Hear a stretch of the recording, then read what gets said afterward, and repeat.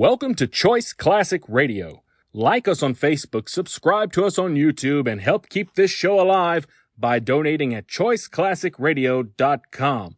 For more of your favorite old-time radio shows, join us on our companion podcast, Choice Classic Radio, Mystery, Suspense, Dramas, and Horrors, where we bring to you the most mysterious tales that the golden age of radio had to offer.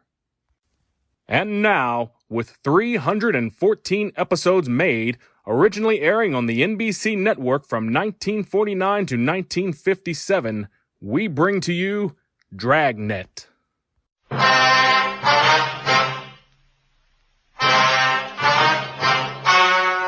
story you're about to hear is true. Only the names have been changed to protect the innocent.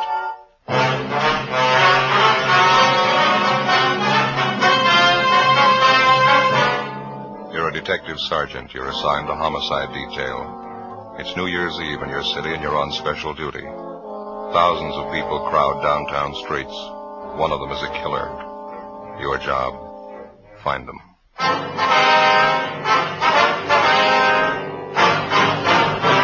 Dragnet, the documented drama of an actual crime.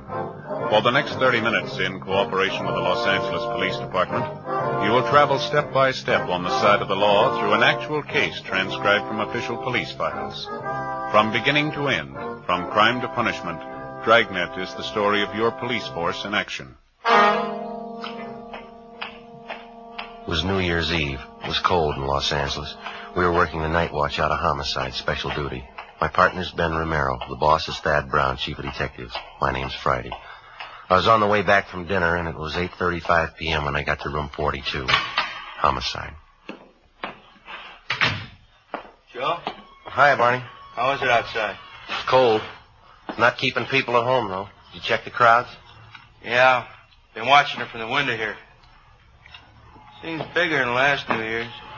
Crazy. You're on with Ben and me tonight, is that right? Uh-huh. Thought I was going to have it off. Wife had a little house party planned and everything. Well, that's too bad. Maybe next time, huh? Yeah, that's what I said last New Year's. Now, guess we better start moving. Yeah, where's Ben? He went down the hall a minute, said he'd be right back. I better take my top coat, huh? Yeah, I would if I were you. Nothing for us in the book, is there, Barney? I almost forgot Jack Conley called, having a little party out at his house. Wants you, Romero, to drop around when you get off. Said he'd call back. Hi, Joe. Hi. You about ready? Yeah, let me grab my overcoat. All right. I just tagged by communications. Switchboard's lit up like a Christmas tree, doing a million bid. Just like last year, they're starting off strong. 415s, 507, calls coming in with a dozen.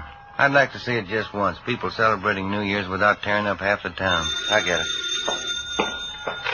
Homicide Friday. Oh, yeah, Jack. Yeah, well, Barney just mentioned it. Well, we'll try and make it. You know how things are tonight. Yeah, we'll try, sure. Thanks a lot. There's Jack Conley, Ben, on his way home. He wants us to drop by his place if we get off early tonight. Not much chance of that.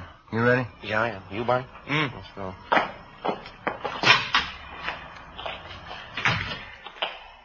Guess you can't tell. You might get a break. Hmm? The crowds are starting in pretty early. Good chance they'll break and go home right after midnight. That should get us off early. And that was the idea last year, wasn't it, Ben? Yeah. What time did you get off? 6 a.m. Together with Sergeant Barney Luchak, Ben and I left the city hall and started to cruise to the southern end of the central area. As any police officer can tell you, New Year's Eve for him is one of the hardest working nights in the year. This one was no different for us. Within an hour, we'd had more than a half a dozen calls to check out. Street fights, drunken driving, disturbing the peace. The usual complaints that you'd expect to get when a community of 3 million celebrates New Year's Eve. 9:43 p.m. We were cruising in the area of Alameda and Macy Street. Unit 72R at Wilshire in Geneva at 311. 311 KMA 367. Roger, 72R.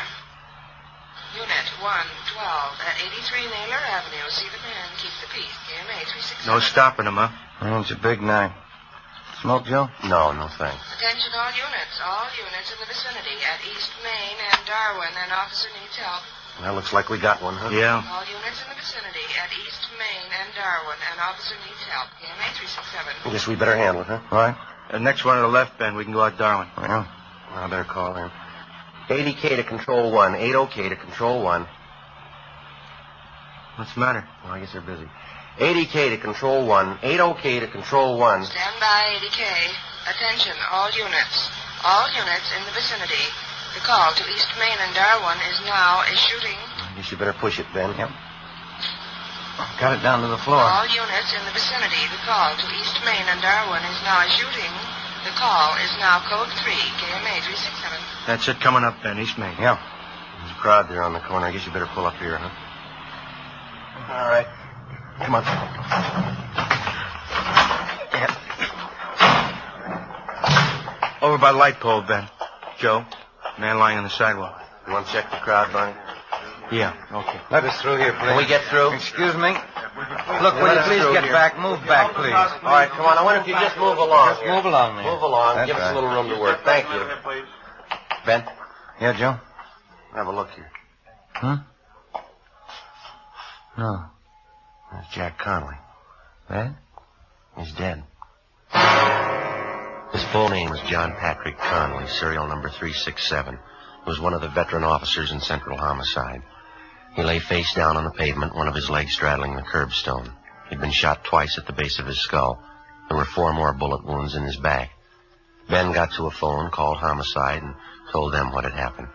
24 cruiser cars and more than a half 100 men were immediately dispatched to the scene of the killing. They circled the area for a dozen blocks around and started a door-to-door search for the killer. Suspicious-looking pedestrians were stopped at every street corner and questioned. 10:30 p.m. The ambulance arrived and Jack Connolly's body was taken to the morgue. Along with Thaxter and Bryan from Homicide, Barney Luchek, Ben, and I continued checking in the immediate vicinity of the killing. We found no one who'd admit that they actually saw the shooting. Half a dozen people in the crowd told us that they heard the shots and they saw Connolly fall to the pavement. They'd also seen a man standing behind Connolly turn and run down the street right after the shooting. No one had followed him. The man was described as medium build, wearing a dark suit and a dark hat. That's all they could tell us. 11:25 p.m. Ben and I met Barney Luchek back at the car. Morning. Did you get anything? Checked out every store in the neighborhood that's open. Not much. How about you? No, it's the same. Pretty thin. Bryan and Thaxter turned up a newsboy down the street. He told him he saw the guy in the dark suit running down the street. Yeah. Thought he saw the guy come out of this bar here. We heard that too, Barney. We talked to the bartender. He doesn't recall the man. Oh, say, I almost forgot. I checked with the office. Mrs. Connolly's been calling in. Wants to know where her husband is. Oh, yeah. I asked personnel to hold off notifying her. Thought maybe you fellas would want to tell her. You knew Connolly pretty well, didn't you? Yeah, long time. Family man? 3 kids. If you fellas don't want to tell her, I'll call personnel back. They can do it. No, it's all right. Don't tell her.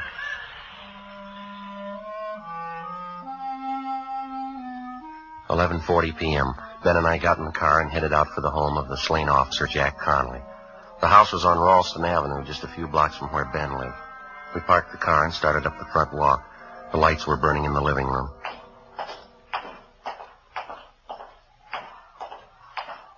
Lousy job. What? I said it's a lousy job. Yeah.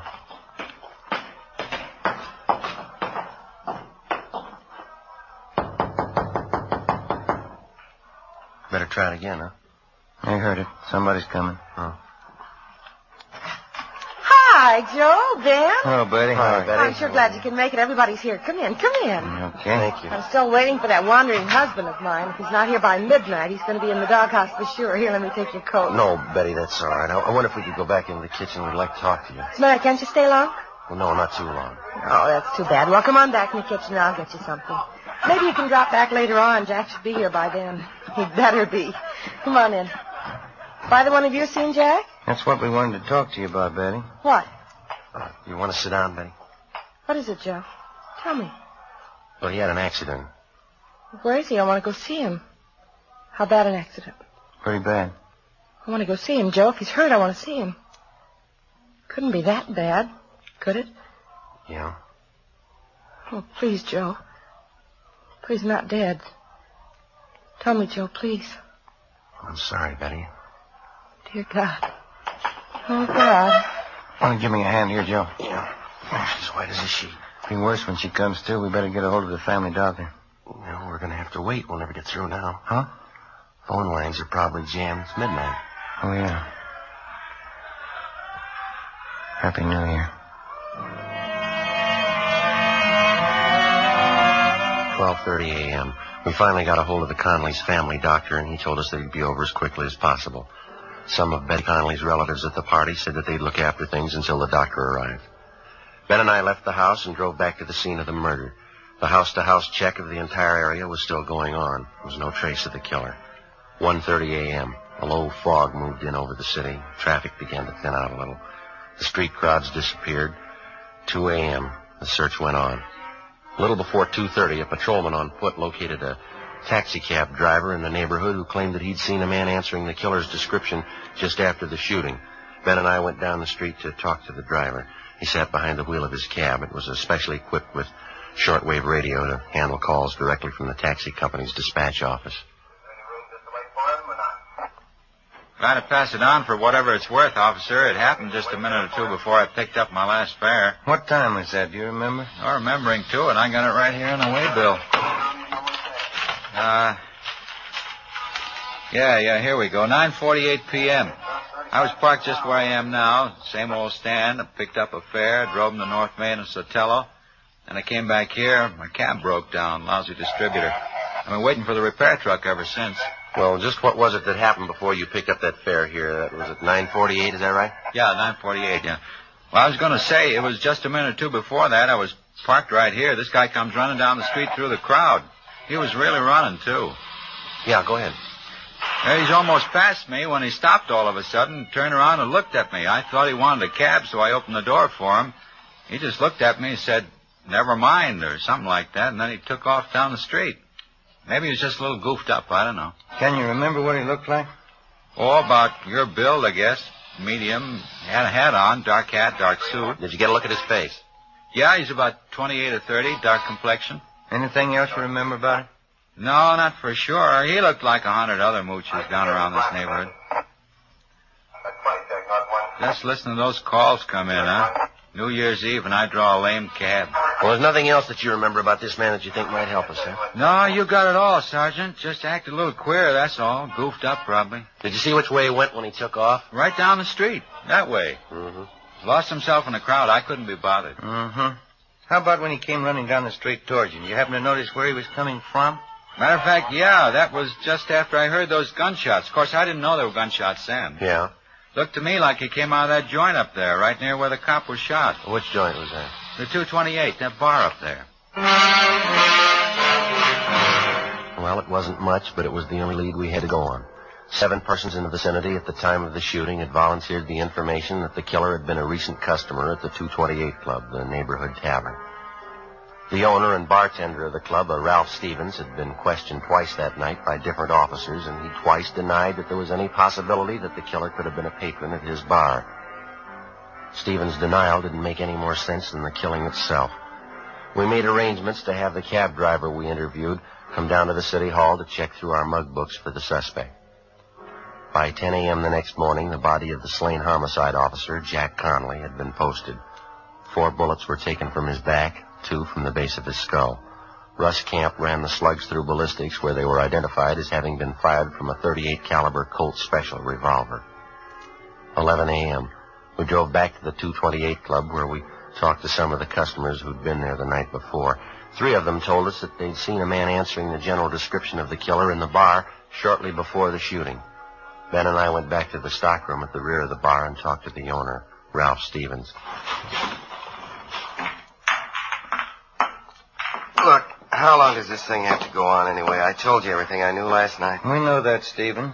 Doesn't seem to jibe with what the rest of the witnesses saw, though. And maybe you better take it up with them. I don't know anything about it. I got work to do, and you're in my way there. Excuse me. How come you're so sure that the man we want wasn't in your place last night? I'm not on trial here. You asked me what I know, and I told you. If you don't mind, I got work to do. You mind moving over there? All right, we'd appreciate it if you'd cooperate. All right, if you want to know the truth, you're not good for my business here. Cops never are. Coming around asking questions, customers don't like it. It's no good for business, no good at all. A cop was killed last night right outside your front door. Now, half a dozen people say that the guy who did it was in here drinking. I run this place. It's mine. I say the man wasn't in here. Still like to know how you're so sure. I'm getting a little tired of this. I don't have an office down at the city hall to lounge around in. I got work to do. How about leaving, huh? You want to get your coat? We can talk to you downtown. Come on. Not before I call my lawyer. Go ahead and call him. Where's your coat? Why do we have to have trouble? I haven't got any beefs with you. No trouble, Stevens. We have to get to the bottom of it, that's all. I'd like to have you cooperate. Maybe the guy was in here last night. He came in a couple of times, that's all. I didn't want it to get out. Bad for business, those things. Can't afford it. Keeps customers away. Then the man was in here last night, is that right? I wasn't trying to cover it for him. I hardly know him. I just didn't want it to get out. I got a right to protect my business. Who is the man? Harry Talmadge. He's a hophead. If he did it, it probably wasn't his fault. How do you mean? He was hyped up last night, uses heroin. He probably didn't mean to shoot. Where do we find him? I wouldn't know if this is right. Old address. What is it? Fairview Hotel. Try there. 11:35 a.m., New Year's Day. We got in touch with Barney Luchek and Tom Bryan from Homicide, and they drove downtown to check at the Fairview Hotel for the suspect. Ben and I finished questioning the owner of the 228 Club, and we went back to the office. 11:58 a.m., Barney Luchek and Bryan got back. Barney, what have you got? Fairview Hotel on South Grand. Was that the one? Yeah, did you find it okay? Yeah, I talked to the desk clerk. Talmadge registered there? Yeah, he was. Checked out 2 months ago. No leads.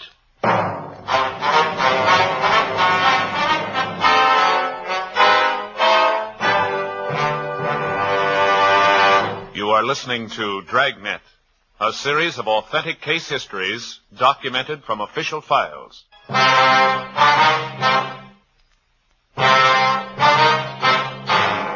1 p.m. New Year's Day.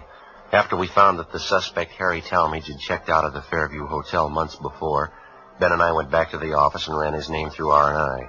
The information given us by Ralph Stevens, the owner of the 228 Club, was apparently correct. The record on Talmadge showed that he was a confirmed user of narcotics. He served 2 brief terms for illegal possession of narcotics and another short term in the county jail for petty theft. We got out a broadcast and an APB on Talmadge. We checked out all his known friends and relatives, the places that he frequented, hotels, boarding houses that he'd stayed at. No leads. With the help of Lieutenant Walters and narcotics detail, we finally found the trail most likely to lead us to the suspect. The peddlers who were suspected of supplying Talmadge with narcotics. They were kept under 24-hour watch. 3 days passed. No results. January 4th, 9 a.m. Ben and I went to the funeral and burial services for the murdered officer, Jack Conley. 11 a.m. We got back to the office. Don't know why, Joe. I just don't cotton to funerals. Not a cop's funeral, anyway. Well, I don't blame you. His wife looked a lot better, didn't she? Yeah, she do bearing up good, considering. Merrill, Joe? Hi, Barney. What do you say, Barney? Yeah, a young fellow you told me about. He phoned you, Ben. Oh, is that right? Did you give him the information? Yeah, he wanted to know all about taking the police department examination. Now, who's that? One of my neighbor's boys, a nice kid. Wants to get on the force. I told him to apply at room 5, City Hall, any weekday. You can make his application then. That it? Fine, Barney, thanks. Well, they got the recruiting campaign going now? Yeah, all this month. Taking applications from all over the country. I'll get it. Homicide, Friday. Oh, yeah, Walters. Just a minute. Okay. A-L-D-S-O-N, Donaldson. Okay, fine. Thanks a lot. Lou Walters and narcotics might be something. What's that? Well, he got a line on one of the mules who used to push heroin to town. He's a guy by the name of Donaldson. He's been sounded out. He's ready to talk to us. This Donaldson was close to Talmadge? Well, supposedly, yeah. You know where Talmadge is? Well, let's ask him. Ben and I left the office and drove to the address on South Alameda where Donaldson, a friend of the murder suspect, was supposed to be staying. Turned out to be a cheap hotel in the Skid Row district. It was next to one of the rescue missions down there. We finally located Donaldson across the street. He was standing on the sidewalk along with 4 or 5 other men. They were listening to a small Salvation Army band playing outside one of the beer joints. I hardly miss any of these sidewalk meetings, Sergeant. Like 'em. Band music. Even listen to the sermons. Do me a lot of good. I understand you're not pushing junk anymore, Donaldson. Is that right? You want to call me Big, Sergeant? Name's really John, but everybody calls me Big. All right. No, I haven't been pushing junk. Not for months. All through with it. Well, when's the last time that you saw Harry Talmadge? A couple of weeks ago. I'm not much for Harry anymore. Like I say, I've been regular at these sidewalk meetings, hearing the sermons. Changes the way a fella does things, you know. Yeah. Man's got to turn good sometime during his life. Not getting any younger. 58. I figure it's time I start living by the word. Say, that's nice music, isn't it? Yeah. Do you have any idea where we might find Talmadge now? I might have a few ideas on it. I don't know. Say, I guess neither one of you fellas use snuff. No. Don't bother you, does it? No, go right ahead. That's all right. I know the last boarding house Harry stayed at, if that'll help any. Place on 12th Street. I can give you the address. Well, is he still there, do you know? I don't think he is, no. Matter of fact, I'm sure he's not. Wish Harry'd come around and see me. Like to get him interested in these sidewalk meetings. Getting listening to the sermons. Might help him. Did an awful lot for me. Yes, sir. Will you say that you saw Talmadge about 2 weeks ago? Well, not quite 2 weeks ago. It was the day after Christmas. Came down to my hotel and wanted some money. I couldn't give him any. That's when he told me he was moving. Going to some rooming house up around the City Hall section up there. Did he mention any address? Not that I recollect, no. That sure is nice music, isn't it? Well, how about some of his other friends, Biggs? You think they might be able to help us? Well, Duke might help you. Harry and old Duke are still great friends. Duke sees him more than I do. Where do we find Duke? Well, you know the Penny Arcade down in South Main? Right down from the train depot there? Yeah. That's where Duke works. He's a janitor there. I've been trying to get Duke to come to the sidewalk meetings, too. He sure could stand it, old Duke. Well, thanks very much, Biggs. Not at all, Sergeant. Always glad to help out. Now, look at that now. All out of snuff. Say you couldn't see your way clear, could you? There you go, Biggs. That's sure Christian of you, Sergeant. I'll handle this just like a personal loan. That's all right, Biggs. Don't say anything about us talking to you, though, huh? Not to anyone. No, sir, I won't. You can trust me. Say, when you see Harry, give him a message, huh? Well, what's that? You tell him to come and see me. I want him to show up at these meetings, hear the sermons. It could change everything, Sergeant. Could give him a new life, new soul. Brand new soul for Harry. Think of that. Yeah, he could use one. 3 p.m. Tuesday, January 4th. We drove down to the Penny Arcade on South Main. Harry Talmadge's friend, Duke, wasn't there. The manager of the place gave us his home address, and we checked it out. Duke wasn't there either. We staked out at the place for the rest of the afternoon. Duke failed to show. At 6 o'clock that night, Barney Luchek and Brian from Homicide came out and relieved us. Ben and I had dinner at Johnny Cokin's, and then we went back to the office. 7:20 p.m. Want to grab that, Joe? Yeah, I got it. Homicide, Friday. This is Luchek, Joe. Oh, yeah, Barney. Talmadge's friend just showed up here. We're talking to him now. Will he tell you anything? Yeah, you got a pencil. You better write this down. All right, wait a minute.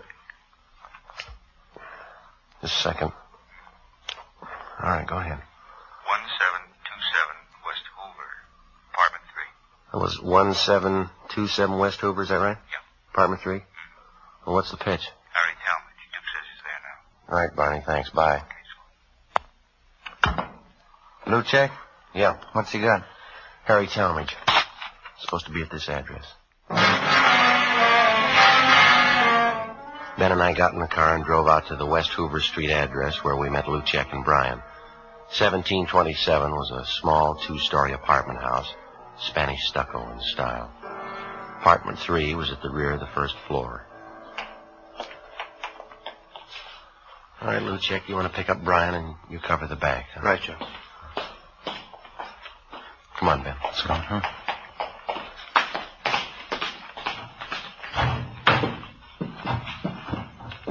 Get us up the stairs, huh? Mm-hmm.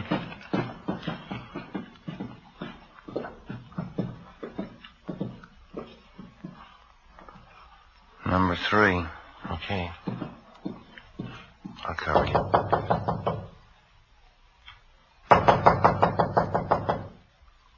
No sound inside.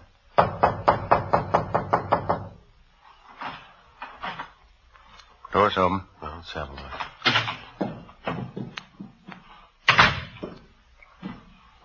No, it's empty.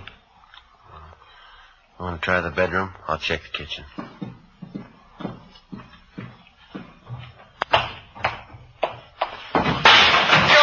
in here. All right, tell me. What's the gun? Got a gun, Joe. Grab it. All right. You're a cop. All right, come on, drop it. Drop it. My arm. I got it, Joe. All right, come on your feet. All right, get him in backing you. All right. Come on, hold still. 38 revolver, Joe. Colt Special. All right, how about it, Talmadge? It's mine. What of it? Where's your coat? I don't know. Why'd you kill him? 'Cause I wanted to, that's all. He was a cop. Is that your only reason? I told you he was a cop. What's the difference? There's a big difference, mister. Why? I killed him. It's just one cop less. What's the difference? Ask his family. They'll tell you.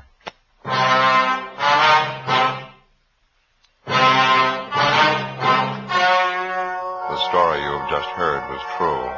Only the names were changed to protect the innocent. On March 26th, trial was held in Superior Court, Department 86, City and County of Los Angeles, State of California. In a moment, the results of that trial.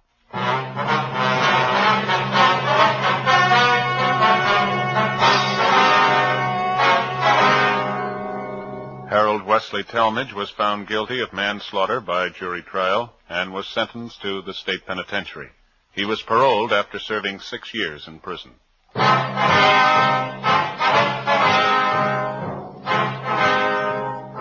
You have just heard Dragnet, a series of authentic cases from official files. Technical advice comes from the Office of Chief of Police W.H. Parker, Los Angeles Police Department.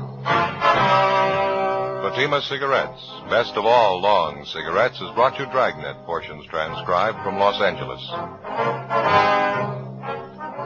Stay tuned for Counter Spy, more good mystery on NBC. That concludes today's episode. We'd like to thank you and remind you to donate at choiceclassicradio.com. Remember, your donations make episodes like this possible.